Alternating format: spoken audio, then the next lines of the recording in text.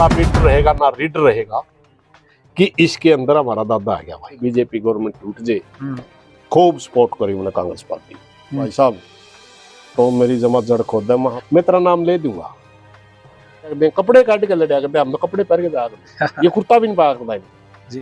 वो कहेंगे फलानी जाति बैठी, ये फलाना धर्म बैठा है। उससे में जाट का बहुत बड़ा वोट था, उसका नेतृत्व तो आपको चुमार करता मिलेगा।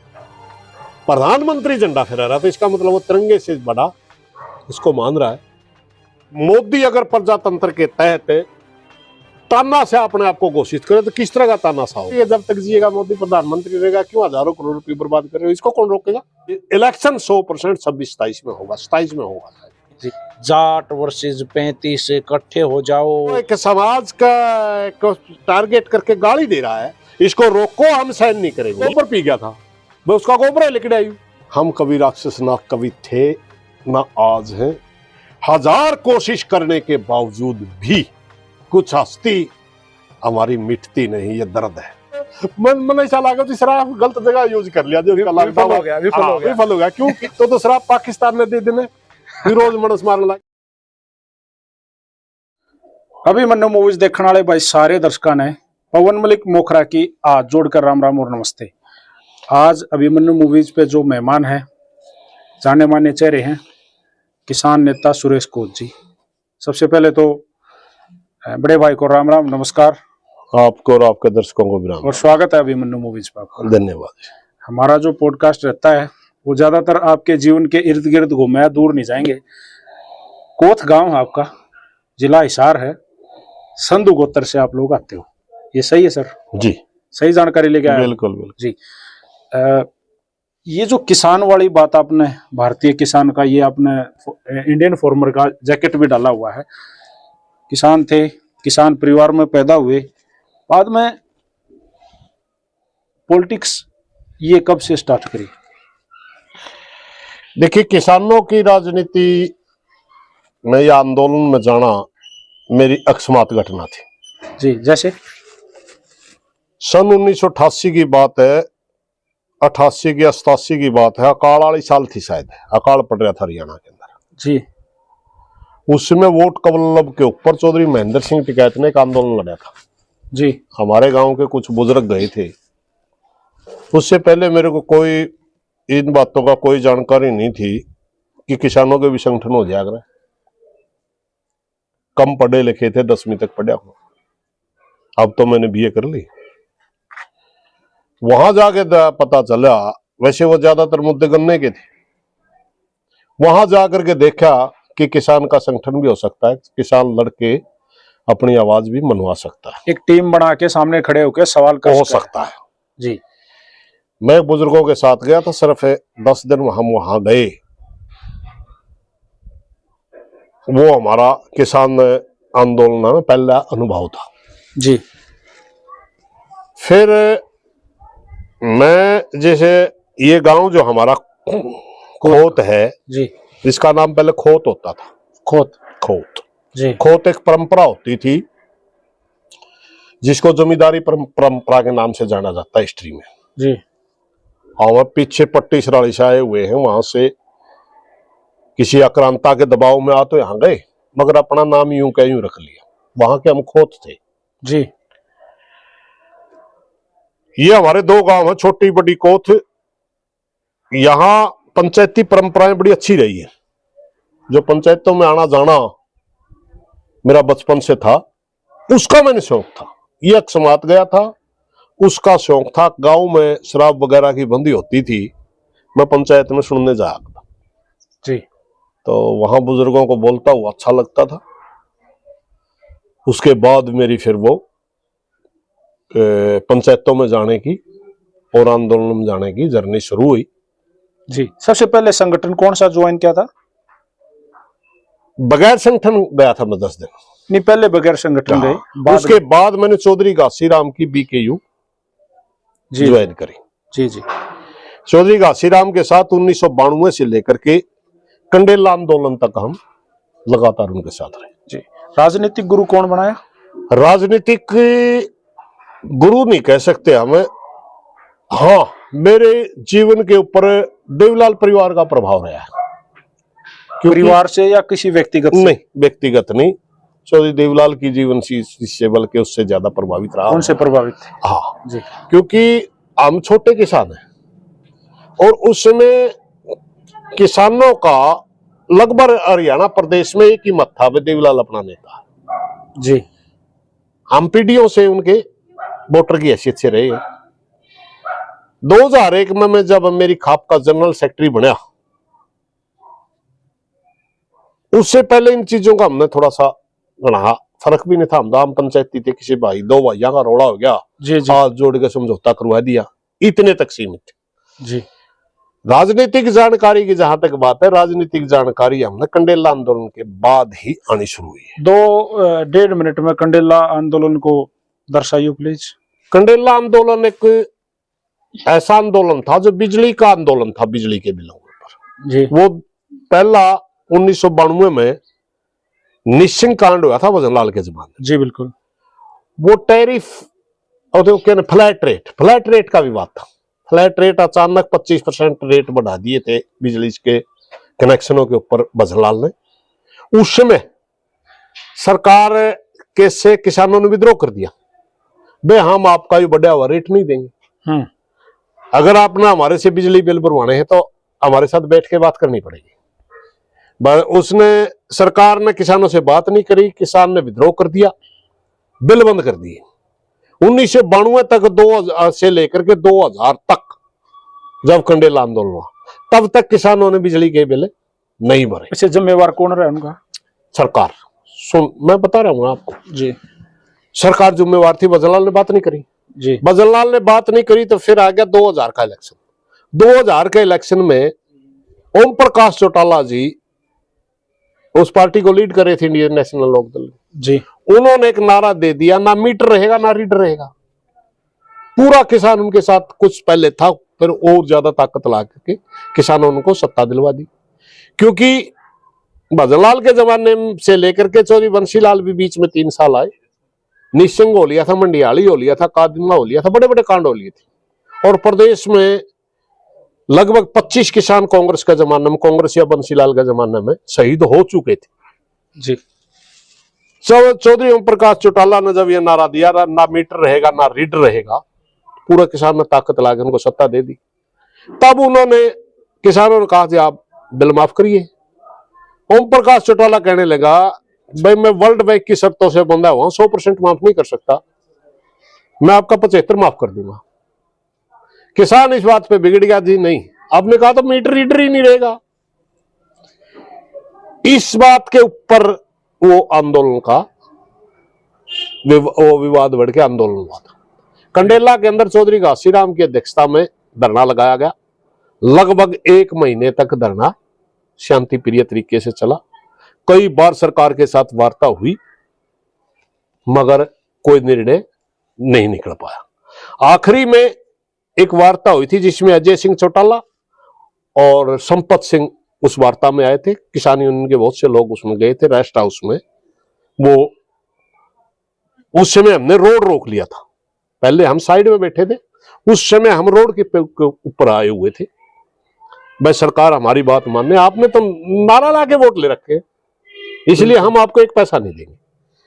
तो उस वो जो वार्ता फैल हुई, डीजीपी महेंद्र सिंह मलिक थे, डीसी यहाँ कोई धनखड़ नाम का आदमी होता था, मैं फिलहाल उसको पूरी तरह जान बोल रहा हूं। वार्ता विफल होती है जो ही शाम को अचानक रोड खाली करवाने के लिए मूवमेंट शुरू हो जाती है, फोर्स आ जाती है, फोर्स आ जाती है बहुत ज्यादा। और उन्होंने सीधा फायर नहीं करा, फायर भी किया मगर जमीन में फायर मार रहे थे। पहले हमारे साथ घटना होती है 2:30 बजे के लगभग, दिन में है, सभा होती है, चौधरी घासीराम को उठाने की कोशिश की जाती है जनता के बीच। हमने खुद हाथ पकड़ के खींचने वाला मैं हूँ, सापर और कंडेला के बीच में उनको वापिस खोज कर ले आया जी। बीच से फोर्स को जनता ने पाट दिया, कुछ सापर की तरफ फोर्स रहेगी, कुछ इस साइड रहेगी। पहले घटना वो हुई।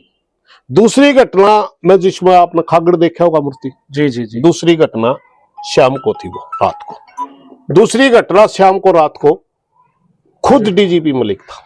उस खागड़ का क्या रोल था इसमें? खागड़ का रोल ये था, खागड़ गांव की तरफ से जा रहा था, रोड ब्लॉक था किसानों की तरफ से। उस साइड से घोड़ा पुलिस जींद की तरफ से घोड़ा पुलिस की तैयारी करके जनता को पाड़ने के लिए घोड़ा पुलिस के वो लोहे की कुछ बेल्ट सी ले रहे थे, जी जी जो किसान हमारे थे कुर्ता भी नहीं पावा था। अच्छा। हाँ, इतना बुरी तरह चोट मारा था। ओहो। तो चाबुक टाइप, जी जी, यानी अंग्रेजों ने कराया होगा कदे वो कंडेला मुआ पर जी। खागड़ का ये हुआ कि हम बहुत सारे लोग, लगभग 4-5 हजार लोग बाहर के कंडेला गांव में रुके हुए थे, और कंडेला गांव सारा सेवा कराया करता। रोड के ऊपर सारा बाहर के लोग भी बैठे थे, कंडेला वाले भी बैठे थे जी। और बहुत से लोगों की ड्यूटी होती थी कि वो बहुत ऊंची नजर पे, कई जो दूसरी मंजिल तीसरी मंजिल की टारी के ऊपर 2-4 बालक बिठा दिया, नजर रखा। हाँ, वो नजर रखा था जींद का रोड के ऊपर कोई भी मूवमेंट दिखे तो हम बता नहीं। एकदम जींद की तरफ से बहुत ज्यादा लाइटें आई, बहुत ज्यादा लाइटें आने तो उनने पूरी जनता में रुक के मार गए। फोर्स आ गई क्योंकि दिन में अटैक हो चुका था जी। तो सारी की सारी जनता रोड की तरफ भागी। खागड़ अपनी मर्जी से रोड की तरफ आ रहा था, पीछे से गांव मत किलकी पड़ गई, आ गई फोर्स आ गई। आगे खागड़ गया था, आगे घोड़ा पुलिस है जी, पीछे जनता की किलकी पड़ रही है। खागड़ आ गया बीच में जी, बिचर गया। अपन बोला नहीं करा हाँ। बिचर जे कोई पशु। हाँ जी, हाँ जी। खागड़ पूरी तरह बिचर गया। उसने मनुष्यों को मारना तो उचित नहीं समझा, घोड़ा का खड़ लग गया, बज मार रजबाया करता। रजबाया के ऊपर हमारा मुकाबला था जी। आज तो शायद वो रजबाया नहीं, खागड़ वाली मूर्ति के इस साइड गांव का नहीं रजबाया करता। तो मैंने कई भी नहीं हो गए ओड़े को लिकड़े, याद नहीं रही वो बात, थोड़ा पीछे बीमार भी रह गया, मैं कुछ चीज भूलने लग गया। उसने एक घोड़ा अंटे पड़ दिया खाते। जी जी, दून मार के जो सा घोड़ा हुआ उसे मारा खड़ सड़ा, वो ना पुलिस वाला पावा ना घोड़ा पावा। जी जी। उसकी वजह से हमने एक किसान ने खड़े होने में मूवमेंट मिल गया, अचानक जो हमला हो रहा था समय मिल गया जी। हमें। आज वो जो लाठी ले रहे थे किसान, वो किसाना नहीं आन दी, किसाना ने छोटी ईट टांगे ला रखे थे, ढेर गांव में ले लेकर लुगाई छोरी भी ले आवे थे जी। हमने अपना उनका ईट चलानी शुरू कर दी, उन्हें फायर शुरू कर दिया जी। तो वो मोर्चा खागड़ की वजह से हमारा नहीं टूटा, जिससे गांव कंडेला में एक भावना फैल गई कि इसके अंदर हमारा दादा आ गया भाई, कंडेला गांव नहीं टूटा। तो वो फिर उन्होंने उसका पूछना शुरू कर दिया। सच्चाई में ये थी कि खागड़ बीच में आ गया जनता के, और बीच में आने तो इधर उधर जाने कड़िया जगह नहीं पाई भाई। पशु तो पशु नहीं मारा, खागड़ के गोली मारी गई नहीं, गोली नहीं, खागड़ का गोली नहीं लगी, मुझे नहीं लगता। और ना मार दो या बात सामने आई। हाँ, उन्होंने गोली चलाई, खागड़ का बचाए बच्चों का इधर उधर पैरा में गोली मारे थे, नीचे जमीन में गोली मारे थे, वो पैट कर छिर्रे लग गए थे। 40-42 बाका का गोली लगी उस दिन, रात में लग गई थी, लेकिन लग गई सारे पैर में। हानि कितनी हुई? हाँ, 40 भी मरिया नहीं, एक भी नहीं। ये गुलकनी में हुई है ये घटना जो हुई। वो कोई दिन के बाद हमने जींद के चारों तरफ के रोड रोक लिए जी। इशार को दिया गया मेरे पर रोकना, हम मेरे पर थे जी।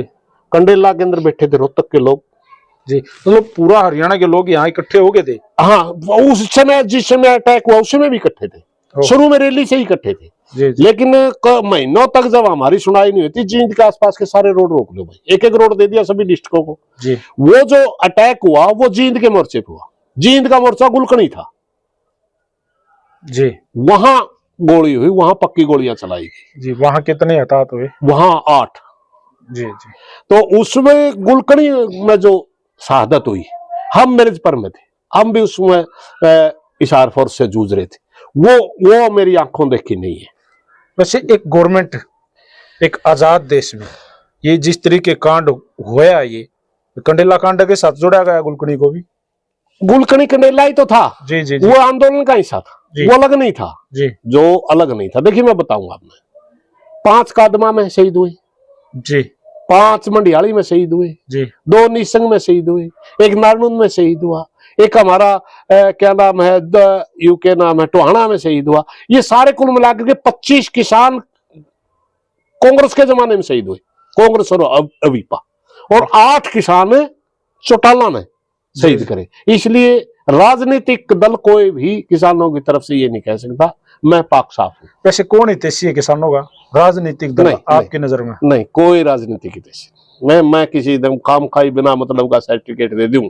एक छोटी सी घटना सिर्फ किसान आंदोलन में ये कह सकता हूं मैं, एक छोटी सी घटना, क्योंकि दुष्यंत चौटाला के ऊपर प्रेशर बनाने के लिए हमने अभय सिंह से प्रार्थना करी थी जी भाई ये राज में बैठा है ये लड़का, हाँ। अगर आप इस्तीफा दे दोगे शायद ये प्रेशर में आकर इस्तीफा दे दे, बीजेपी गवर्नमेंट टूट जाए। हमारे कहने तो इस्तीफा दिया, ये घटना तो हम मान सकते हैं किसी हालिया राजनीतिक में। पहले तो चौधरी देवलाल रह लिए कदे जमाने में जी जी, लेकिन हम ये किसी ने सर्टिफिकेट देवा, चौधरी भूपेंद्र सिंह हुड्डा देवा, अभय ने देवा, किसी और ने देवा, ठीक नहीं, लेकिन ये घटना में अभय सिंह चौटाला ने किसानों के लिए इस्तीफा दिया था, ये सच्चाई है। इस्तीफा मांगने वाला भी मैं ही था। राजनीतिक गुरु का मैंने जिक्र करा तो आपने थोड़ा सा लोहा लाया चौधरी देवलाल जी को या उस परिवार को। बिल्कुल। और ये जो किसानों वाला जो मामला है, किसान नेता या किसानों की अगुवाई करने में यहाँ किस नेता से सुरेश कोत सीधे तौर पर प्रभावित था है?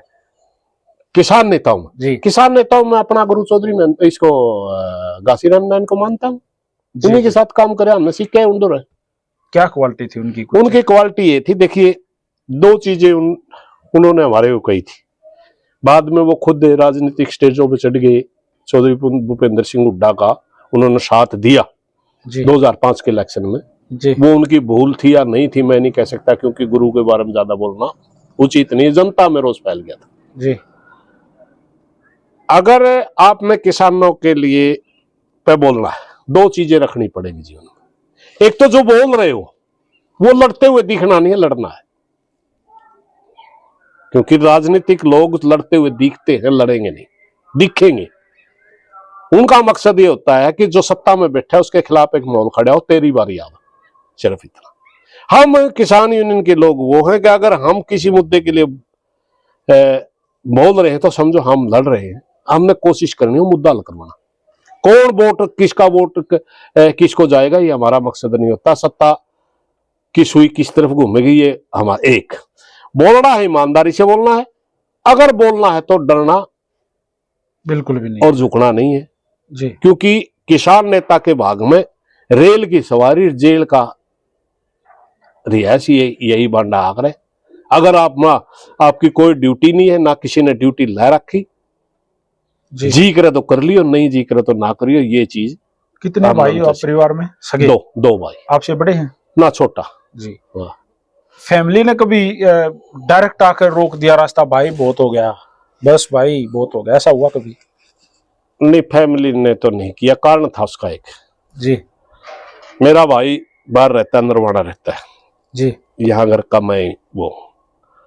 हाँ, कई बार दुखी तो हो जाते हैं, दुखी किस तरह, कई बार मूवमेंट में सरकारें हमारे को अलग तरीके से परेशान कर देती हैं। जैसे सबकी इंक्वायरियां करनी शुरू कर दें बिना मतलब की, कोई फोन कर रहा है, कोई पुलिस वाला बन के फोन कर रहा है, तेरा भाई क्या कहाँ है, क्या कर रहा है, हमारे को रेस्ट हमारे को करना होगा, फोन रिश्तेदारियों में करेंगे, तो तब तो एक आध बार यूं होता है यार तो बहुत पंगे। कभी बिल्कुल नहीं होया है भाई ना ऐसा मेरे, अगर उनका होया होगा तो मेरे से नहीं कहा हमने। नहीं आपका? नहीं, मेरा एक बार दिमाग में ये आई थी, चलो यार बहुत हो लिया, उस समय मैं ये छोड़ के राजनीति में भी चला गया था जी, क्योंकि मैं मेरी खाप का प्रधान था, मैं 2 बार प्रधान रहा हूं, हमारी खाप के अंदर प्रजातंत्र है जी। मेरी खाप का प्रधान था। मेरे गांव का माहौल पिछले दिनों आपने देखा होगा, डेरे का मामला में काफी चल जी जी, बहुत चर्चाओं में। हाँ, ये 18 में भी था ये मामला, 18 में मेरी खाप का प्रधान था जी जी। तो मैं अपने गांव का भाईचारा सही कायम नहीं करवा पा रहा था क्योंकि दोनों बड़े ताकतवर ग्रुप हो गए थे, कोई नहीं सुन रहा था, एक उस बाबा के साथ, एक बाबा के साथ, बस अच्छी माड़ी को मान नहीं रहा था जी। तो मैंने कहा यार मैं क्या खाप का प्रधान हूँ जो मेरा गांव का भाईचारा नहीं करवा सकता, तो मैं इस्तीफा देना चाहता था। तो आपने इस्तीफा दिया? तो मैं सीधा इस्तीफा देऊं तो मेरे जो दूसरे गांव थे 16-17 वो स्वीकार नहीं कर रहे थे।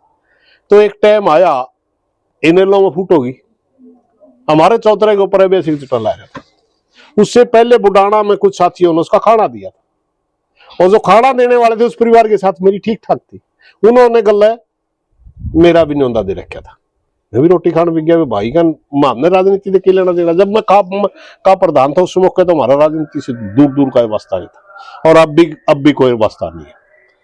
मगर वोटर हम उस परिवार के थे, वो भी हमारे को जानते थे, हम भी उनको जानते थे। तो उनके कहीं दिमाग में थी।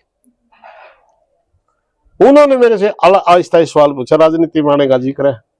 मैं भाई साहब ब्योंत को नहीं। कौन था?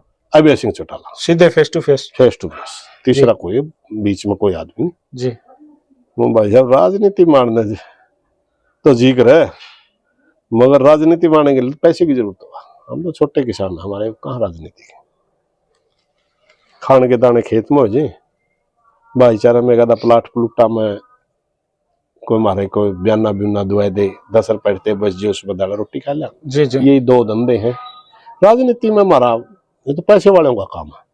उस मौके तो मैं इग्नोर कर गया बात में, मगर उसके दिमाग में वो चीज न्यू की न्यू थी जी। हमने चबूतरे में पैसे लेने के लिए फिर बुला लिया। चबूतरे में जब पैसे लेने के लिए बुला लिया, उस मौके पहले वो जो खाना था वो पार्टी नहीं थी, सुगबुगाट थी। जब चौतरे के ऊपर हमने अभय सिंह चौटाला बुलाया तो उस मौके उनकी पार्टी फट चुकी थी। 2 पार्टी बन गई थी? 2 पार्टी बन गई थी जी। उन्होंने पार्टी तब तक बनाई नहीं थी, सिर्फ घोषणा कर रखी थी। हाँ जी, अलग से झंडा लेंगे। हाँ जी हाँ जी। तो उन्होंने कहा भाई साहब लोकसभा का चुनाव लड़ने का दिल करता होता है जी। लोकसभा चुनाव आ रहे थे, मैंने उन्हें आगे सीधा हवा में एक सवाल उछाल दिया, भाई 1 रुपया भी नहीं है, मतलब पार्टी सोचे तो। फिर मेरे एकदम दिमाग में आ गई कि हाँ, खाप का प्रधानित्व इस्तीफा देने का सही मौका मिल गया। मैंने खाप को अपना लेटर लिख के दे दिया, मैं राजनीति में जाना चाहता हूँ। हमारी खाप का नियम है, कोई भी राजनीतिक कार्यकर्ता हमारी खाप का प्रधान नहीं रह सकता, इसलिए आप अलग प्रधान, अपना प्रधान बना लो, मैं राजनीति में जाऊंगा जी। तो मैंने इस्तीफा दे दिया। मेरी किसान संघर्ष समिति थी, किसान संगठन चलाता था, उससे भी इस्तीफा दे दिया और मैं राजनीति में चले आया। इनेलो ज्वाइन कर ली, लोकसभा चुनाव भी लड़ा, मगर वहां चुनाव लड़ने के जब पार्टी वोट का तो अपने मेरा था नहीं आना, सबने मेरा था। वैसे कितने वोट आए?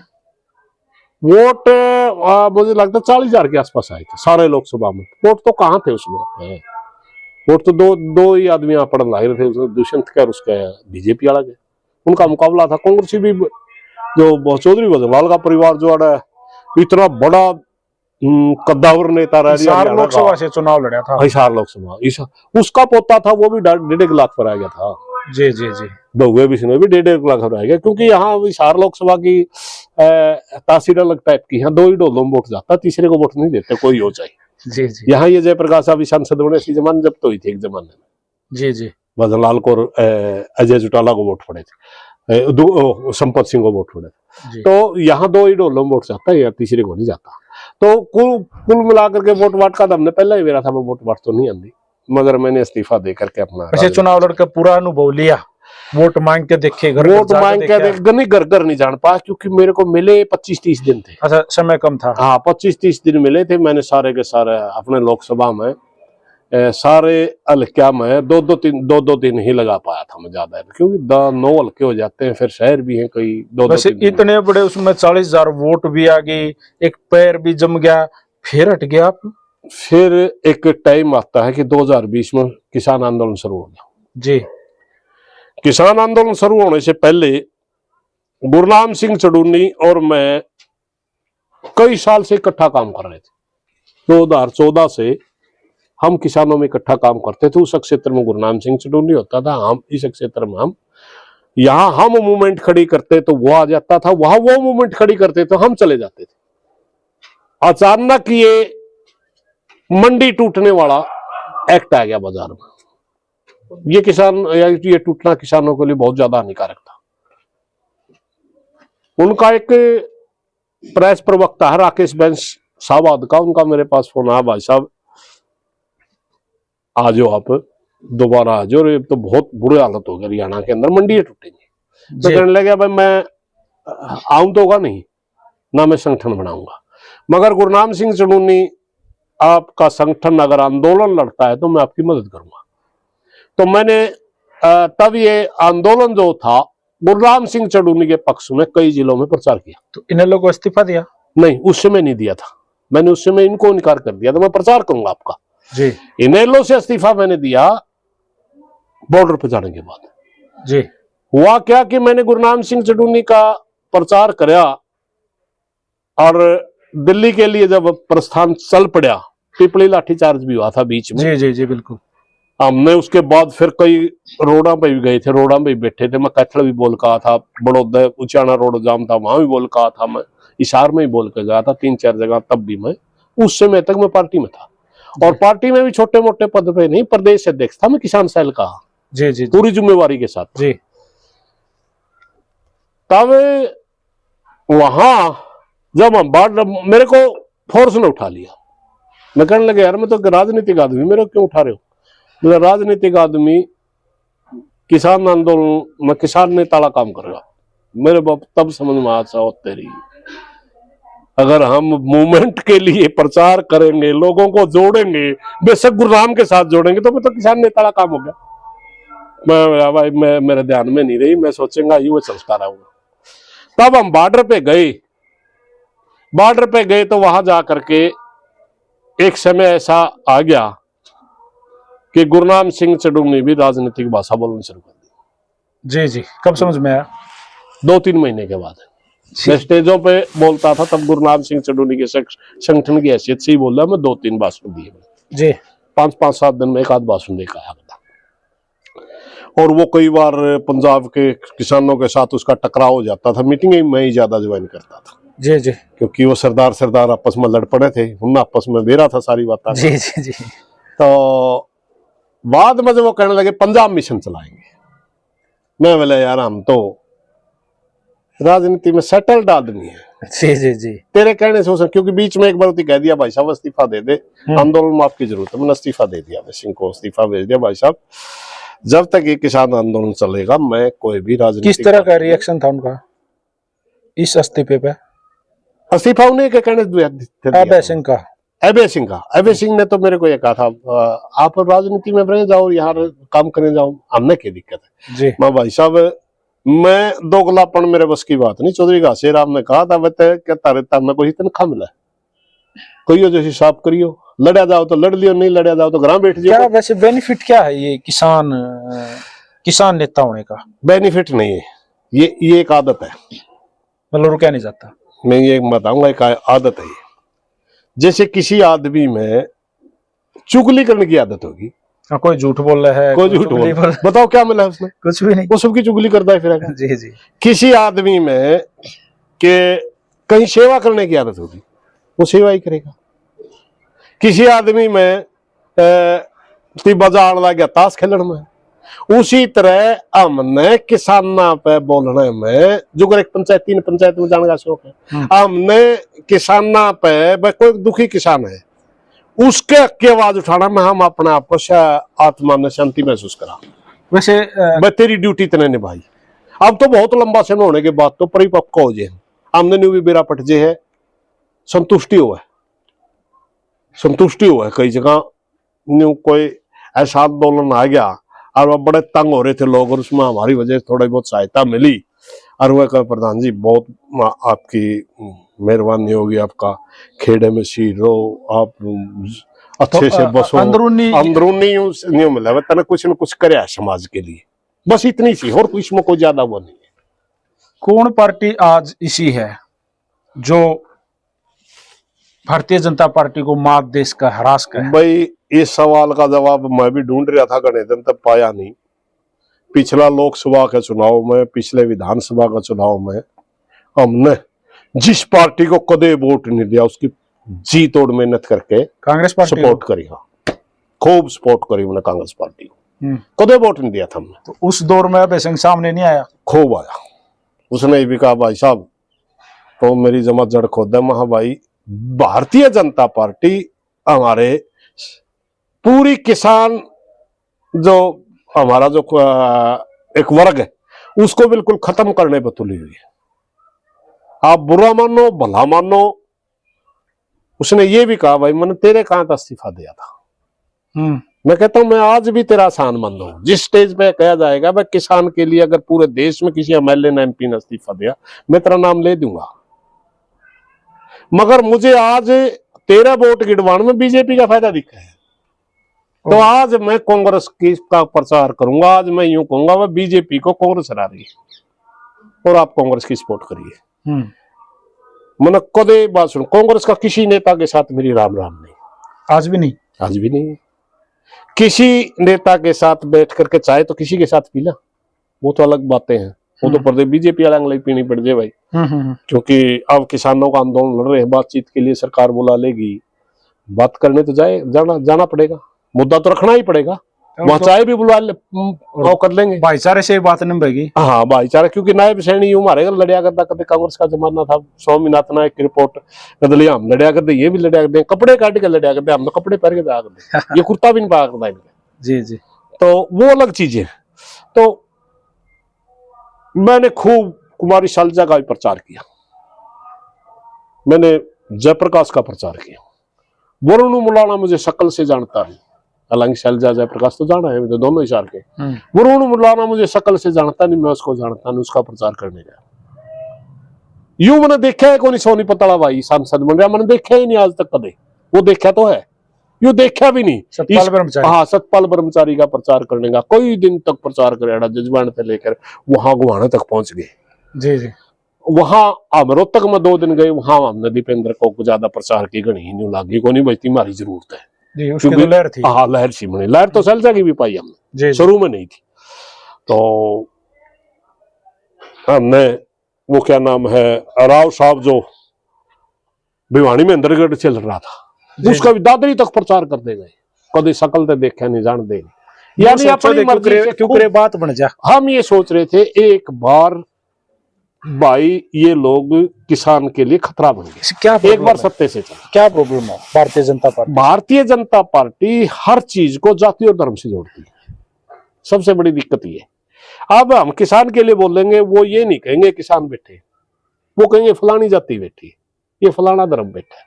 बात मानने की बजाय भारतीय जनता पार्टी, उनके साथ भी हमारी लड़ाई हुई, भूपेंद्र सिंह हुड्डा के साथ भी खूब लड़ाई हुई, खिंचाई हुई है हमारी, ओम प्रकाश चौटाला के साथ भी खिंचाई हुई।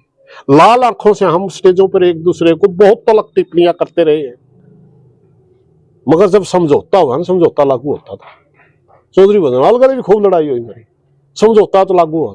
ये हमारे को किसान ही नहीं मानते। एक बड़ी चीज तो तोड़ने की, बस ये तो संगठन तोड़ दो, उसकी बेइज्जती कर दो, उसका ब्लेम लगा दो, इन्हीं सौदा में सारा खेल इन्हीं में चल रहा है। आज हरियाणा में एक बड़ा गुबार उठ रहा है कि जो जाट कौम के जो लोग हैं, पूरा हरियाणा जाट कौम के लोग, वो भारतीय जनता पार्टी को पर्सनली पसंद नहीं करते, क्योंकि उनका राज नहीं है, उनका मुख्यमंत्री नहीं है, उनकी चौधर नहीं है।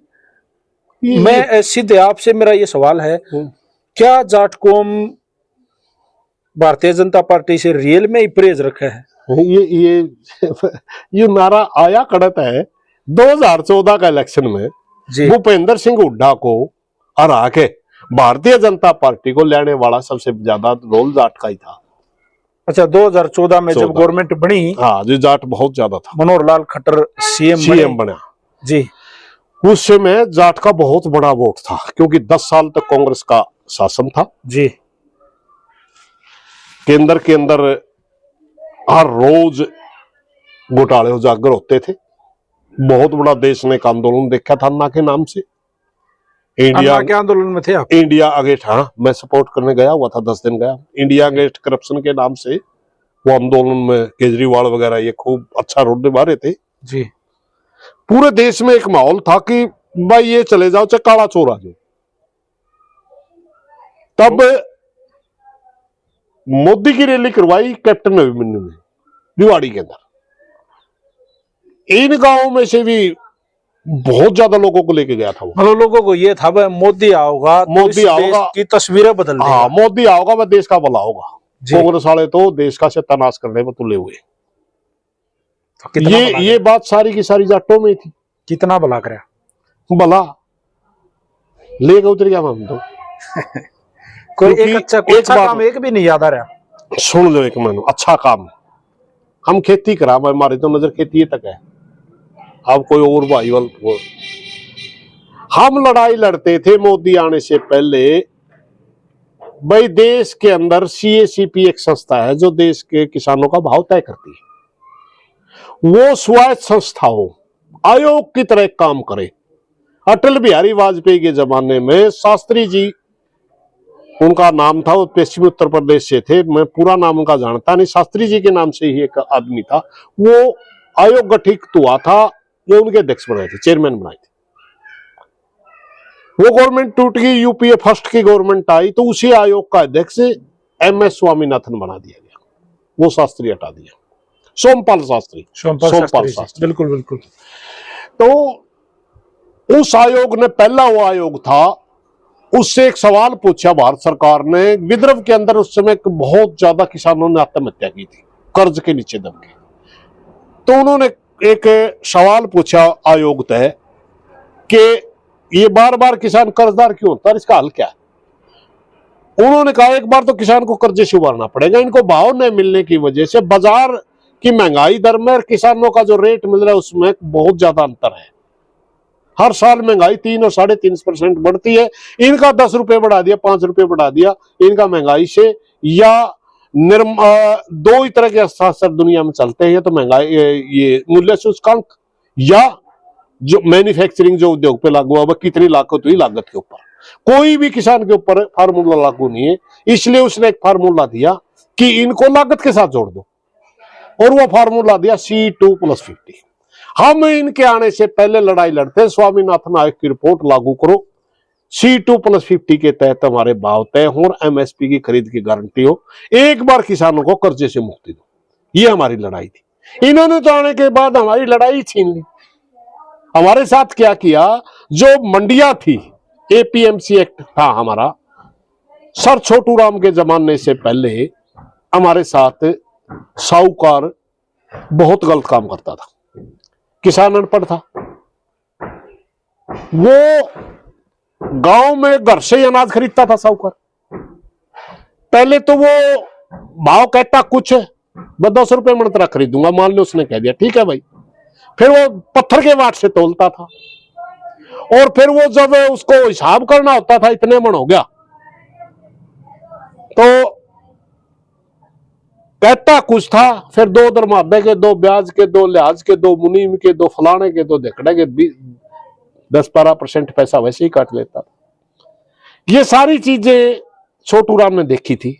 उन्होंने इसको बचाने के लिए किसान के साथ उस समय घर से जब अनाज खरीदा जाता था, तोल में और मोल में दोनों में गड़बड़ी होती थी।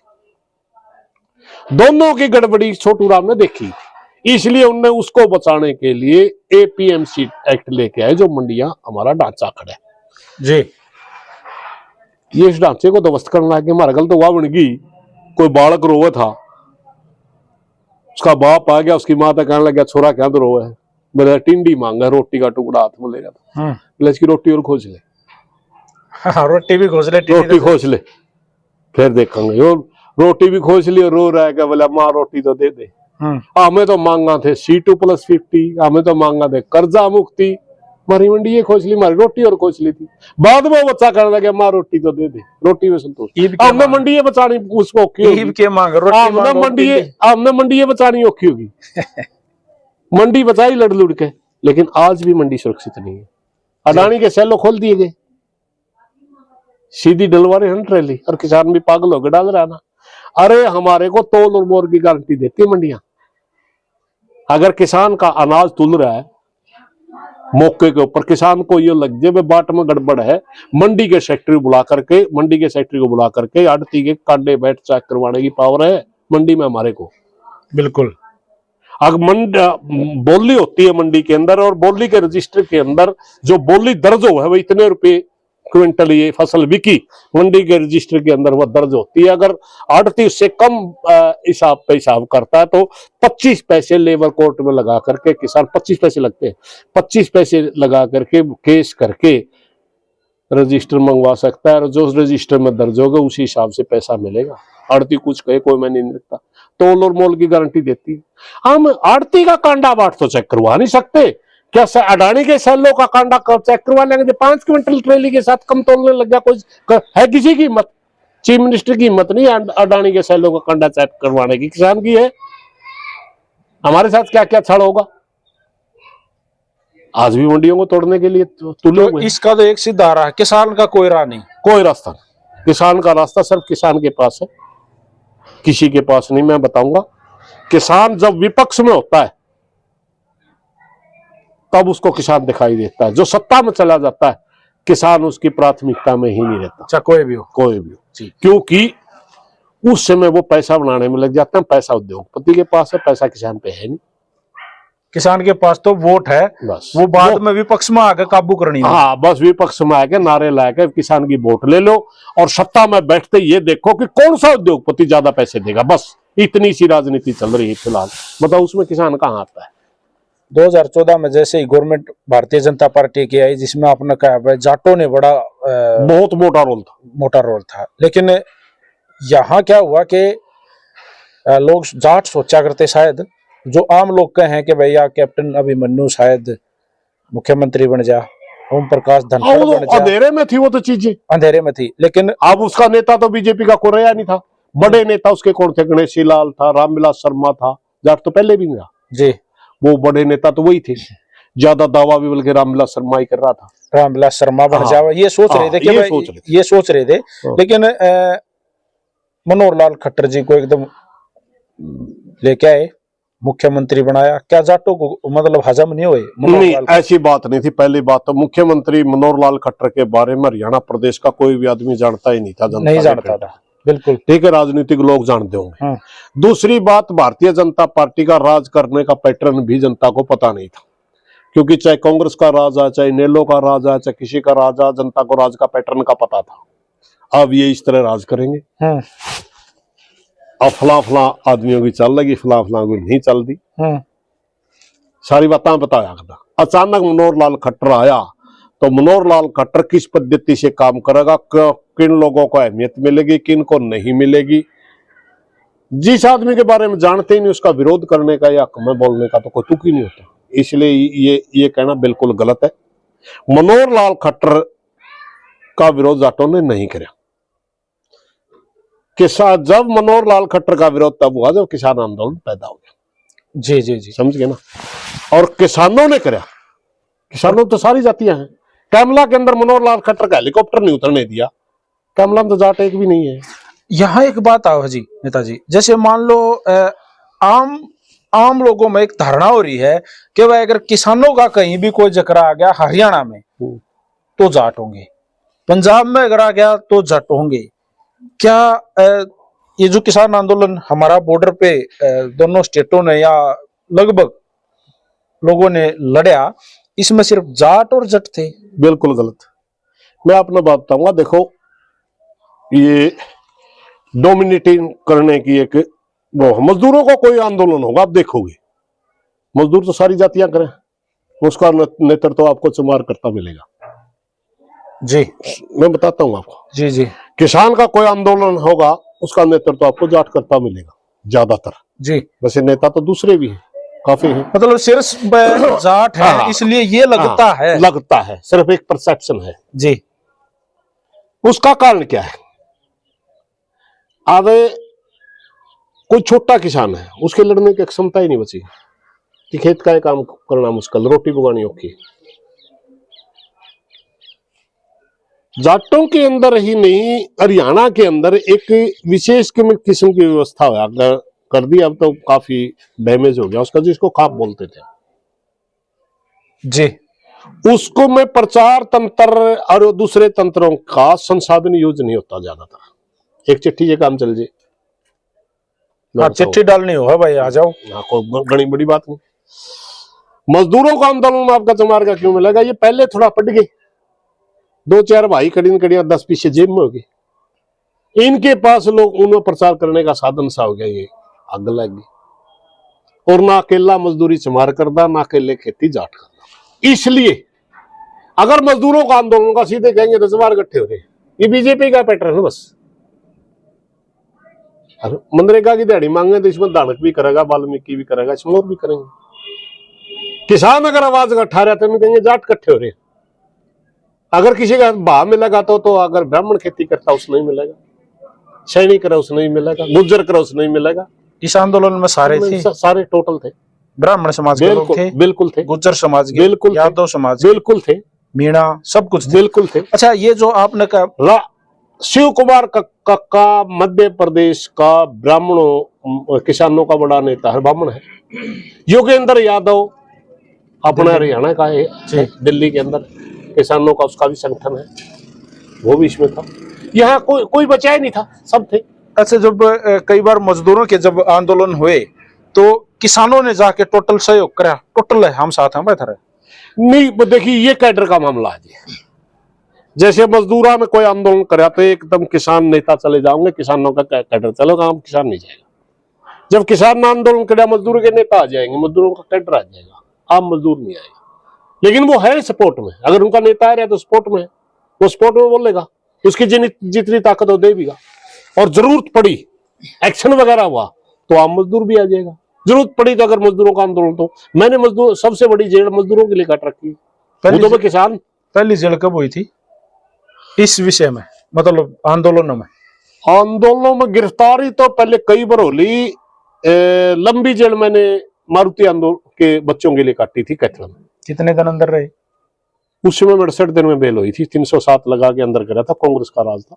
कैथल में गिरफ्तारी हुई थी, वो चौधरी भूपेंद्र हुड्डा का शासन था। उससे पहले 10-12 बार गिरफ्तारियां हो चुकी थी, वो एक दिन खातर 2 दिन खातर। जो ये जो पद होते हैं, मतलब मान लो भारतीय किसान यूनियन का पद है या दूसरे अनेक संगठनों के पद हैं, पदों के ऊपर भी झगड़े होते हैं आपस में लोगों के, मुझे पद दो, मुझे दो, या देखिए महत्वाकांक्षा तो हर जगह यहाँ भी है, बिल्कुल, इसमें कोई शक नहीं जी।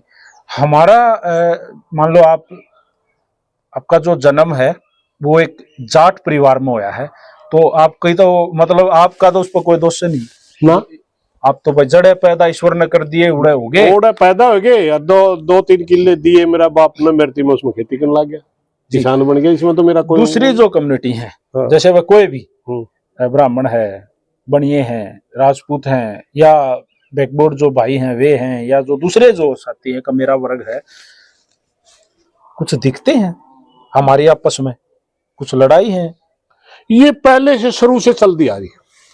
मैं को बहुत लंबी चौड़ी तो बात करूंगा तो थोड़ा ज्यादा टाइम लग जाएगा। एक थोड़ा सा हरियाणा के परिप्रेक्ष्य में अगर देखा, सर छोटूराम में 3-4 कानून लेके आए थे एक साथ, 1937 की बात है शायद जी। उसमें एक रैन कानून था, जो जमीनें कई साल तक साहूकारों की गिरवी पड़ी थी जी। दुगड़े से ज्यादा अगर किसी पे पैसा ले लिया, जमीनें छूट जाएंगी। जो बगैर लिखित पढ़त के बइयों में वैसे ही गुंठे लगवा के जीरो लगाते रहते थे, वो बइयां जला दी जाएंगे, वो पैसा नहीं मिलेगा। जो मजदूर से बगैर करवाई जाती थी 5-10 रुपये लेकर के, अगर वो बदवा मजदूर, हाँ बगैर दिहाड़ी के, वैसे ही 10 रुपये दे दिए सेठ ने, उसकी केवल 4 दिहाड़ी फ्री में काम करवा ले, 10 रुपये यूं गेम खड़े। तो अगर उसकी दिहाड़ी आ रही है तो 1-2 रुपया वो दिहाड़ी कट जाएगी। वैसे अगर पूंजी में थे उसके घंटे 8 कर दिए जाएंगे, 1 हफ्ते की छुट्टी होगी, कतरन कर नहीं लगेगा, मटके का कर नहीं लगेगा, SC के लिए, BC के लिए, किसानों के लिए कई कानून लेके आए सर छोटू। उस समय 2 वर्गों ने उसका विरोध करा था,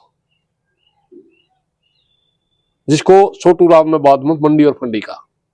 और उन कानूनों को मारकाटू कानून कहा था। मारकाटू कानून है, मारकाट में चुवा देंगे जी। उस समय फिर से 2 ग्रुप पैदा हुए थे हरियाणा, वो आज तक खड़े थे। जैसे किसान का एक का नेतृत्व किसान कर रहा है, एक का नेतृत्व साहूकार कर रहा है जी। बाद में उनको आहिस्ता आहिस्ता करके, हालांकि उनके पास संसाधन है, उनके पास प्रचार तंत्र है, उन्होंने उसको जातियों से जोड़ करके, अकेला किसान को एक जाति से जोड़ करके जो आइसोलेट करने की कोशिश की, वो अलग चीज है, कर भी दिया बहुत सा, वो कामयाब भी हुए। मगर सच्चाई है कि वो उस समय किसान और मजदूर का भला करने के लिए छोटू राम चल रहा, दूसरे ग्रुप का नेतृत्व साहूकार लोग कर रहे थे। तो वह उन्होंने उस समय हमारी दो लाइन आई बनी थी राजनीति की विचारधाराएं, उस हिसाब से तो थोड़ा बहुत कहीं कहीं फर्क नजर आता है, बाकी तो कहीं नजर मुझे आता नहीं। हाँ, आज भारतीय जनता पार्टी के पास भाई पैसा भी है, प्रचार भी है, इनके पास बड़ा संगठन है आरएसएस, जिसका काम ही छल करना है। आज ये थोड़े से आगे बढ़ गए, आज थोड़े जातियों का ज्यादा विवाद इन्होंने खड़ा कर दिया। चुनाव पूरे टेम्पो 2029 में होगा, बीच में होगा, सरकार की नीतियां क्या हैं, आपको लग क्या रहा है? ये हरियाणा मुझे लगता है 26 और 27 में मध्यावधि चुनाव होगा देश के अंदर, पूरे देश में, पूरे देश में। वन नेशन वन इलेक्शन के नाम से लोकसभा का चुनाव करवाएंगे, क्योंकि मोदी फिलहाल अल्पमत में जी। और मोदी जी ने पिछले दिनों एक घटना करी, मंदिर के ऊपर जो झंडा फहराया जी, जो इनका मन दिल की बात थी, वहां वो कुछ निकल के बाहर आई। 3 इशारे दिए उन्होंने जी, झंडा फहराया, तो इनके मन में ये बात थी कि हम इन्हें एक किस्म का हिंदू राष्ट्र घोषित कर दिया है जी। दूसरा, इन्होंने मोदी ने अपने भाषण में मैकाले के ऊपर अटैक किया। इससे 2 मकसद निकले। अगर हिंदू राष्ट्र की बात आ गई, भाई हिंदू राष्ट्र घोषित कर दिया, तो उसका मतलब उस समय कोई कानून कायदा नहीं था। हमारे जो राजे रजवाड़े थे मनुस्मृति के तहत शासन कर रहे बिल्कुल बिल्कुल। संविधान नहीं था, प्रजातंत्र नहीं था। इससे वो चीज बिल्कुल साफ निकल के आई कि ये लोग ना प्रजातंत्र में विश्वास रखते, ना ये संविधान में विश्वास रखते जी। जो झंडा फहराया गया एक प्रदेश के संवैधानिक पद पर बैठे प्रधानमंत्री का, धार्मिक शख्सियत को फहराए, कोई दिक्कत नहीं। प्रधानमंत्री झंडा फहरा रहा, तो इसका मतलब वो तिरंगे से बड़ा उसको मान रहा है, इसलिए वो तिरंगे का भी सम्मान नहीं करते। तीसरा, इन्होंने मैकाले के ऊपर कहा गया कि मानसिक गुलाम तैयार करने के लिए देश की शिक्षा नीति के ऊपर अंग्रेज लॉर्ड मैकाले ने पूरे देश का दिमाग बदलने की कोशिश की थी एक जमाने में। हम उसका विरोध करते हैं, मैकाले से दूसरी तरफ हम शिक्षा लेके जाएंगे। उसका मतलब साफ साफ ये है कि जब मुगलों से पहले और अंग्रेजों से पहले जो शिक्षा थी, मात्र कुछ लोग ही के पास पढ़ने का अधिकार था और पढ़ाने का अधिकार था, यानी सोचने समझने की शक्ति कुछ लोगों के पास थी। वो किसी को ऊंचा कहे, किसी को नीचा कहे, किसी को गुलाम कहे, किसी को राजा कहे, वो उनकी मर्जी चलती थी। वो चाहते आज भी उसी तरह का हो। मैकाले ने शिक्षा नीति के तहत सबको पढ़ने का अधिकार दे दिया। ना इनको सबको पढ़ने का अधिकार मंजूर है, ना इनको संविधान मंजूर है, ना इनको प्रजातंत्र मंजूर है, ना इनको तिरंगा मंजूर है। ये उसी तरह का शासन चाहते हैं। इन्होंने घोषणा कर दी, अगर ये जो देश के अंदर SIR के नाम से जो बहुत ज्यादा वोटों की कटिंग की जा रही है, उसमें भी सीधा सीधा बात आ रही है कि मिनोरिटी के और दलितों के वोट ज्यादा काटे जा रहे हैं। उनके पास ही ज्यादा डॉक्यूमेंट नहीं पाए जा रहे, क्योंकि गरीब लोग हम, मजदूरी के सिवाय उनके पास कोई ज्यादा समय नहीं हर रोज कागज उठाने के, तो हर रोज कागज उठाने के लिए कहते हैं। तो उनके अगर वोट ज्यादा काट करके 2/3 बहुमत अगर ये लेकर के आए। पहले एक सवाल था इस देश के अंदर कि मोदी अगर प्रजातंत्र के तहत ताना से अपने आप को घोषित करे तो किस तरह का तानाशाह होगा, सवाल था पूरे देश के सोचने समझने वाले लोगों। तो लोग यूं सोचते थे कि मोदी की नीति हिटलर से मिलती है। हिटलर ने कभी जमाने में ईसाइयों को, यहूदियों का भय दिखा करके जर्मनी में कब्जा किया था, अपने आप को सबसे पहले। हाँ, अब मोदी भी मुसलमानों का भय दिखा करके, हिंदुओं को मुसलमानों का भय दिखाकर ही भारतीय जनता पार्टी आगे बढ़ रही है। तो लोग तुलना करते थे हिटलर तरह का शासन होगा। मगर अब पिछले दिनों पुतिन का जब दौरा हुआ, ये मिशन है कोई? ये मिशन तो बहुत पुराना है इनका। अच्छा, ये बहुत पुराना है। इन्होंने तो इन दूसरे जो इनके गुरु थे, गुरु के नाम से जानते हैं, वो क्या नाम है, गोलवलकर जी, उन्होंने कहा था अगर सत्ता लंबे समय तक करनी तो कुछ ही लोगों के हाथ में शक्तियां दो, शक्तियां बांटोगे तो लंबे समय तक सत्ता नहीं कर सकते। ये तो RSS की विचारधारा है। अब कुछ लोगों का सोचना है, जब पुतिन का दौरा आया, राष्ट्रवाद के नाम पर जो ये पूरे देश के अंदर छल कर रहे हैं, हालांकि कभी राष्ट्रवादी थे ही नहीं। जी ये जी तो माफी मांगने वाले लोग थे। भगत सिंह की विचारधारा ये कब थे? तो सावरकर की विचारधारा के लोग जो माफी मांग के बाहर आया था। तो तब एक बात आई कि हो सकता है मोदी जी जिस तरह राष्ट्रवाद का उभार दे करके पुतिन रसिया के अंदर तानाशाह बन गया और संविधान में संशोधन करके ये लिख दिया कि जब तक जिएगा पुतिन प्राइम मिनिस्टर रहेगा। तो अगर 2/3 बहुमत आ गया देश में तो तो जब तक मोदी जिएगा, को कौन जब तक जिएगा, मोदी को कौन रोकेगा? ये लाइन लिखने के लिए जब तक जिएगा मोदी प्रधानमंत्री रहेगा, क्यों हजारों करोड़ रुपए बर्बाद कर रहे हो? इसको कौन रोकेगा? जी जी जी जी। तो ये उस दिशा में भी जा सकता है।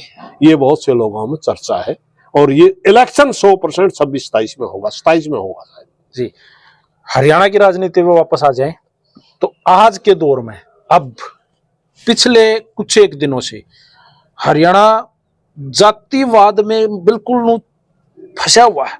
चारों तरफ से चूड़ियां कसी जाने लग रही हैं। जाट वर्सेस 35 इकट्ठे हो जाओ, जाट तो आजकल तो जाटों को राक्षस की उपाधि दे दी गई है। वे तो राक्षस हैं, कब्जाधारी हैं, गुंडे हैं, बदमाश हैं और साले फलान दकड़ की गालियां तक सामने आई हैं, जिसपे आपका एक बयान भी सामने आया। आप गुस्से में थे, आपके हाथ में माइक था, आपने सीएम साहब को डायरेक्ट बोला। आपने बड़ी सभ्य तरीके से बोला था, मैंने सुना था। गुस्सा जरूर था लेकिन आपने बोला था मुख्यमंत्री जी संभाल लेना। हमारा अधिकार है जी। मुख्यमंत्री सबका होता है। अगर कोई उसकी पार्टी का विधायक गलती करेगा, किसी समाज को गाली देगा, वो विधानसभा में उनके दल के नेता है ना। भारतीय जनता पार्टी के दल के नेता मुख्यमंत्री है जी। हमारा शिकायत करने का फर्ज है उनके सामने। बिल्कुल। और अगर वो एक समाज का टारगेट करके गाली दे रहा है तो हम किसको कहेंगे? जी, आपने अपने तरीके से ये कहा था भाई इसको रोको। हाँ, इसको रोको, बस इससे आगे कोई बात नहीं थी। बस इसको रोको, हम सहन नहीं करेंगे। तो ये भी कहा था सहन नहीं करेंगे। हाँ, सहन नहीं करेंगे। इसमें आपका सैनी साहब के लिए क्या था कि आप मैं उसको उनका दल का नेता मानने के नाते ही आपने ऐसा कुछ नहीं, इसमें आपका ऐसा कोई मन नहीं था कि आप सैनी साहब को ये कह रहे हो कि आप मुख्यमंत्री क्यों हो? नहीं, आप तो मुख्यमंत्री नहीं, मुख्यमंत्री बनाने वाला कौन हूं मैं? वो तो जिसने वोट दिए होंगे बना दिया होगा। तो जाटों का इसमें उसका कोई रोल नहीं था। देखिए बात सुन, मैं अकेला जाटों का पूरे जाटों के लिए बोलने के लिए अधिकृत आदमी नहीं हूं, लेकिन उसने गाली दी सबको जी। गाली दी तो मुझे चुभी जी। मैं भी उसी वर्ग में पैदा हो रहा हूं जी। मुझे चुभी तो मैंने उस दल के नेता को कहा आप इसको संभालिए, ये चीजें सहन नहीं होंगी। दूसरा, मुख्यमंत्री एक संवैधानिक पद पे बैठा है, मैं इस प्रदेश का नागरिक हूं। अगर मेरे को कहीं लगता है कि गलत कर रहा है कोई आदमी, सरकार में बैठा है या उसके दल का आदमी है, तो सवाल उठाना मेरा सिर्फ एक सवाल था वो। हाँ, सवाल जी। उसके बाद मेरे को अधिकार देता है मेरा संविधान, और आपने अपने अधिकार का यूज किया। बिल्कुल। लेकिन उसके बाद एक चीज और घूमी, वही नेता जिसने गाड़ी दी वो सामने आया। मैंने जाटों को नहीं बोला, जाट तो बोला मेरे अन्नदाता है, मैंने तो जाटों के लिए हमेशा किया और जाटों ने मेरा राजनीतिक कैरियर बनाया, मेरे पिताजी को बनाया, मुझे बनाया। मैंने तो अभय सिंह के लिए बोला था। अरे मेरे भाई, पहले अभय सिंह के बारे में बोलता वो, पहले वो भूपेंद्र हुड्डा को बोलता, हमें क्या दिक्कत थी, जवाब वो देते। लेकिन हुड्डा साहब को तो उन्होंने कहीं ना कहीं ये बता दिया, वो तो क्रांतिकारी हैं, वो तो बहुत अच्छे इंसान है, उनके लिए तो बोला ही नहीं। चलो, अभय सिंह के लिए बोला, पहले अभय सिंह का नाम ले लेता। जी जी जी। अभय सिंह जवाब देता। मतलब बचने का तरीका था ये सिर्फ उसकी एक मैं आपने बात बताऊं। हरियाणा के अंदर एक बुजुर्गों में कहावत है, जैसा खाए अन्न वैसा मन हो मन। जी। अरविंद शर्मा जी ने विधानसभा में ऑन रिकॉर्ड बोला था कि 10 किलो गोबर पी गया था शर्त लगा के। जी जी। उनका वो निकला उस दिन, मुझे लगता वही निकला। मतलब आप कहना चाहो देसी भाषा में जो अपने पुराने कार थे बटोड़े मत है, गोशे लकटेंगे। ये भी तो अपने बूढ़े कहा करते, जिसा खावे अनिशा हो मन। उसने अरविंद शर्मा ने कहा ये गोबर पी गया था, वो उसका गोबर ही लिकड़ा। जी जी जी। गोबर ही लिकड़ा, नहीं किसी समाज को बिना मतलब की बकवास करने का लेकिन कौन सा तुक है? अब तो 2 दिन पहले ही एक पंचायत हुई, उसमें उनके पक्ष के कुछ लोग सामने आए, स्पीडो विधानसभा से ही आपको डायरेक्ट टारगेट किया गया कि अगर आप आगे से अगर गाली दोगे तो आपको 100 गालियां मिलेंगी। मैंने तो गाली दी ही नहीं। अगर आप बोलोगे तो वो 100 बार बोलेंगे। बोलो, मुझे बोलने में दिक्कत नहीं है। देखिए मैं बताऊं, प्रजातांत्रिक तरीके से वो बोलो, प्रचार करो। पहली बात तो मुझे पता नहीं वो कौन थे, जी वो जी पार्टी की तरफ से बोल रहे थे, वो कुछ समाज की तरफ से बोल रहे थे, मुझे पता नहीं। मगर उन्होंने आवरण ओढ़ा है ब्राह्मण समाज का। पहली बात तो ब्राह्मण समाज 99% खेती करता है। मैं किसानों के लिए आवाज उठाता हूँ। मुझे नहीं लगता कोई ब्राह्मण से मुझे दिक्कत है या मन में किसी ब्राह्मण से दिक्कत है। वो पर्सनली थे फिर। वो कोई एक वर्ग है जिन्होंने कोई भी किसानों के लिए बोलेगा, मजदूरों के लिए बोलेगा, आज से नहीं सदियों से टारगेट किया है। वो पाखंडी लोग उन लेकिन कुछ लोग जाट जो धर्म के नाम पर सदियों से करते हैं। वो सर छोटू राम के खिलाफ बोले, डॉक्टर भीमराव अंबेडकर के खिलाफ बोले, ज्योतिबा फुले के खिलाफ बोले, चौधरी चरण सिंह के खिलाफ बोले, देवीलाल के खिलाफ बोले। एक बार चौधरी चरण सिंह ने तो ये कहा था, अगर ये लोग आपके खिलाफ बोल रहे हैं तो समझो आप सही दिशा में जा रहे हो। वो मेरे खिलाफ बोल रहे हैं तो मेरे को तो सर्टिफिकेट मिल गया, मैं अब सही दिशा में हूँ। तो मुझे उनके बोलने में कोई दिक्कत नहीं। जी जी जी। लेकिन पार्लियामेंट्री शब्दों का इस्तेमाल करें, मुझे कोई दिक्कत नहीं, क्योंकि वो एक वर्ग का प्रतिनिधित्व अगर कर रहे हैं तो। अगर वो फंडी क्लास में से, अगर वो फंडी क्लास में से नहीं है, वो बीजेपी के नेता की हैसियत से बोल रहे हैं, तो फिर अपने मुख्यमंत्री के को, हम तो किसानों का प्रदर्शन था, हजारों गांव हरियाणा प्रदेश के अंदर डूब रहे हैं, हम तो फल्ड की समस्या लेके जा रहे थे।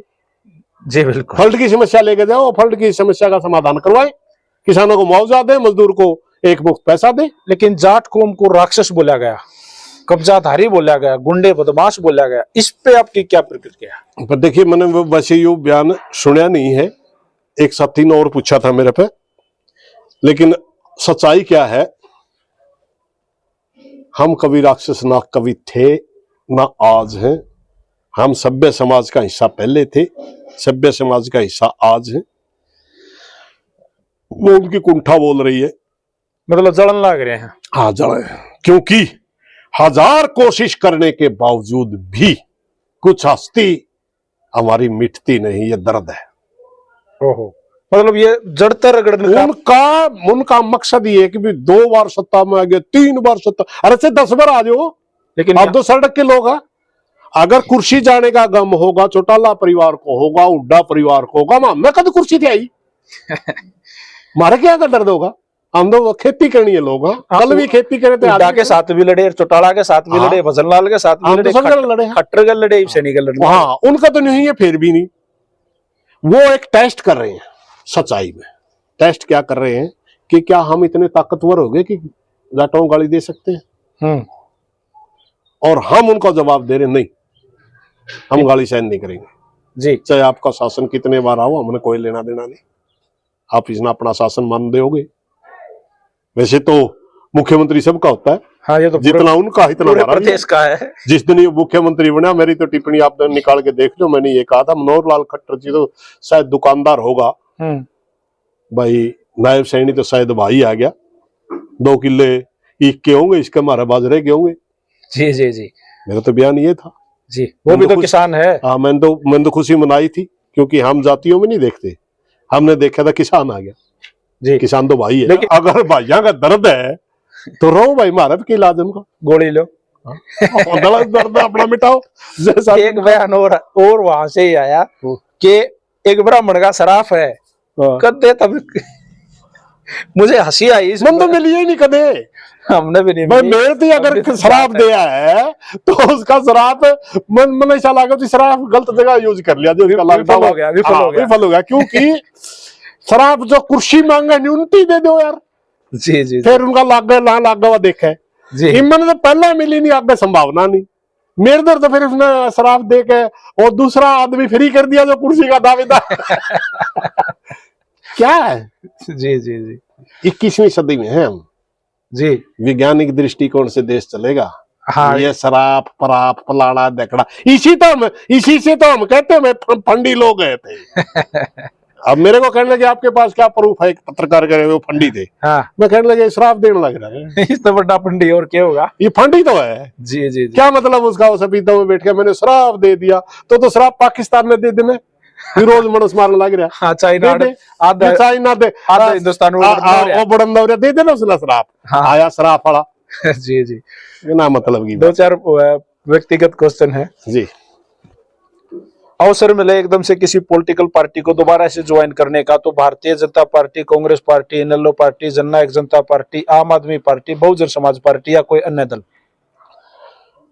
देखिए, हम राजनीति से परहेज नहीं करते मेरे भाई जी। मैं अपना बताऊं, हमारा जो संविधान है भारतीय किसान मजदूर यूनियन का, हमने साफ कहा अगर किसी हमारे संगठन के किसी सदस्य ने अगर राजनीति करनी तो संगठन में से इस्तीफा दे और जाओ करो।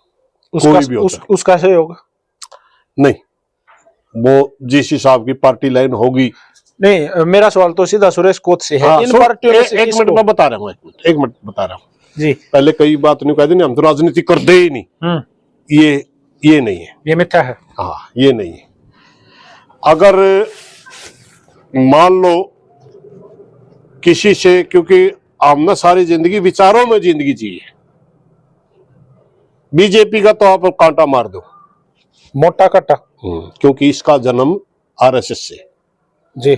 और जिनको हम अपना गुरु मानते हैं, जिनको हम अपना आदर्श मानते हैं, सर छोटू राम, डॉक्टर भीमराव अंबेडकर, उनके साथ तो टकराव रहा आरएसएस का जी। तो आरएसएस से जनित पार्टी, आरएसएस से पैदा हुई पार्टी, चाहे कोई भी है, वो हमारा तो दूर है जी। रहेगी बात अब गांधीवादी लोग रह गए, देवीलाल के सिस्टम का। देवीलाल वाला मामला देखो, हमने मैंने पहला भी आपने बताया हमारी 3-4 पीढ़ी उसे उसमें गुजरी जी। मगर आज वो उस ताकत में ही नहीं है, आज वो उस ताकत में नहीं है कि वो बीजेपी को हरा सके जी। और ना फिलहाल तक मेरी कोई मंशा है। एक मिनट, रही कांग्रेस की बात, कांग्रेस का हमारा संपर्क ही नहीं। मैं तो भाई फिलहाल खाली हूं। अभी कोई क्योंकि आवा में कोई सवाल आवर आवा में मैं जवाब दूंगा, ये मेरी आदत भी नहीं, मैं साची बोलूं। अभी तक कोई संभावना नहीं है। हाँ, 2 ही चीजें हैं हरियाणा नहीं पूरे देश के अंदर, अब तीसरी चीज चलेगी नहीं। एक बीजेपी, एक पक्ष है पूरे देश में है, और एक बीजेपी को हराने वाले जी, समझ गए? नहीं, 2 ही पक्ष है, तीसरा कोई पक्ष ही नहीं होगा। अब बीजेपी को जो हराने वाला है, चाहे हम वोटर की हैसियत में हो या नेता की हैसियत में हो, कहीं भी होंगे तो खड़े, जहां ताकत दिखेगी वहां खड़े होंगे। हो सकता है वोटर की हैसियत में खड़ा था ना कांग्रेस के खिलाफ जी। कांग्रेस में तो मेरी कहीं जड़ नहीं रही जी। अभय सिंह चौटाला के साथ मेरे बहुत अच्छे व्यक्तिगत इतने अच्छे संबंध, अगर आप अब भी पूछोगे जाके, वो मेरे को भाई की तरह इज्जत करेगा। आप कर लियो सवाल जी। और उसने कहा भी भाई तो यार एक आदल कम तुम्हारी कह दे। मैंने कहा नहीं भाई साहब, ये मेरी विचारधारा मामला तो मेरा भी तमाना को। तो कांग्रेस में तो इतने दिन ये बाप ने इतना प्रचार कर दिया, अब तो भाईचारा बन क्या होगा? ना ना ना, मेरे को तो आज भी मैं एक आध टिप्पणी कर देता हूँ, कांग्रेस तो आज भी जड़ा है मेरे पे एक आध टिप्पणी, क्योंकि जैसे आप सवाल पूछो, कोई एक आध सवाल आ गया वह कांग्रेस क्यों आ रही, तो मैं एक आध बार कह दिया कुछ तो भाई चुनाव आयोग रुआनिया है, वोट 61% पड़ा, 67% की करी, और कुछ भाई जिनने मुख्यमंत्री कुर्सी में ले थी उन्होंने ही दूसरे नेताओं को पहला ही मुख्यमंत्री बनकर पहला साइड लाइन लाना शुरू कर दिया, जातीय नारे लगा दिए खुद के। जी जी जी।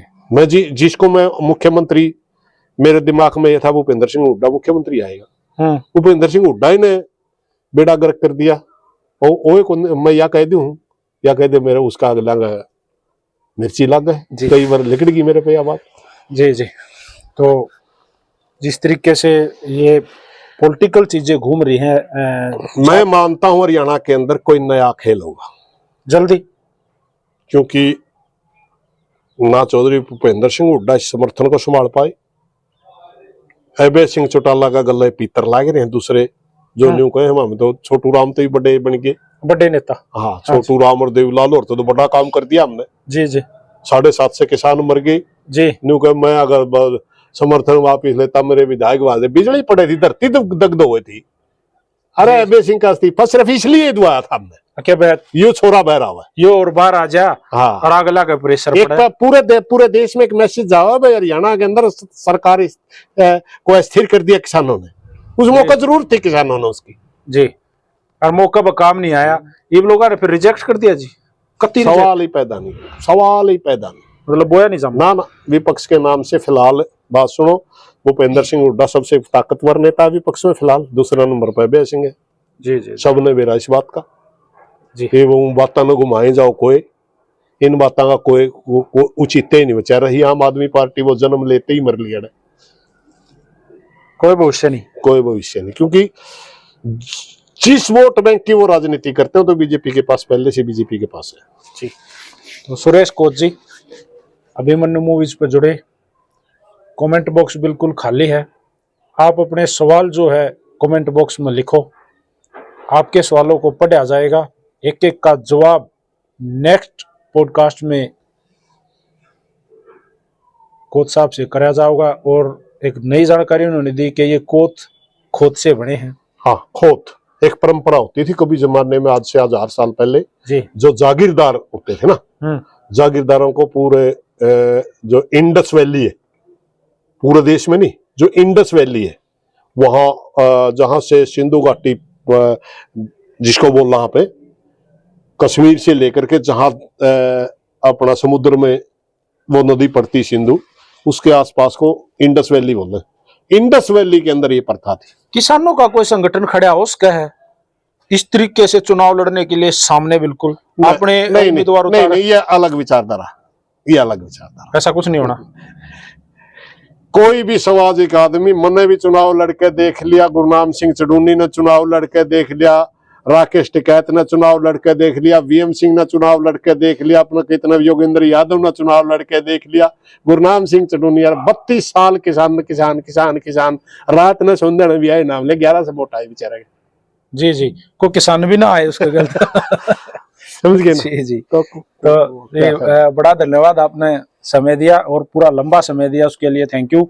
और हम आपके स्वास्थ्य की कामना कर रहे हैं, और शराब तो बचे रहो ना। वो शराब विफल हो गया उसका मेरे पे कोई टोना टोटका काम नहीं करेगा। पूरा मैं पूरी फंडी क्लास को चैलेंज देता हूँ, करके देख लो जी, कोई टोना टोटका काम नहीं करेगा। राम राम साहब, राम राम।